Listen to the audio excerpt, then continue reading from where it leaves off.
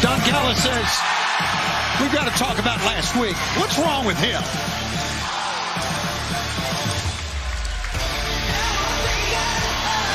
And his opponent, from Essex, England, weighing 220 pounds, he is the AEW International Champion, the Aerial Assassin, Will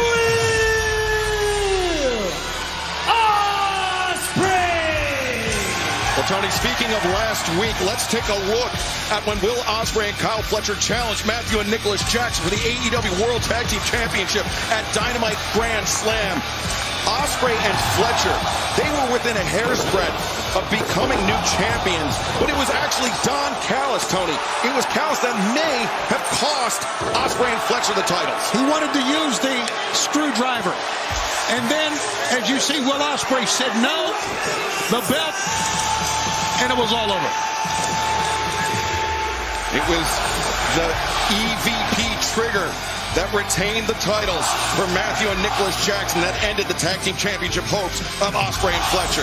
Well, that was certainly the final nail in the coffin, but you could certainly make an argument if Ospreay hadn't stopped Kyle Fletcher from using the screwdriver, he might have another title belt around his waist or over his shoulder right now.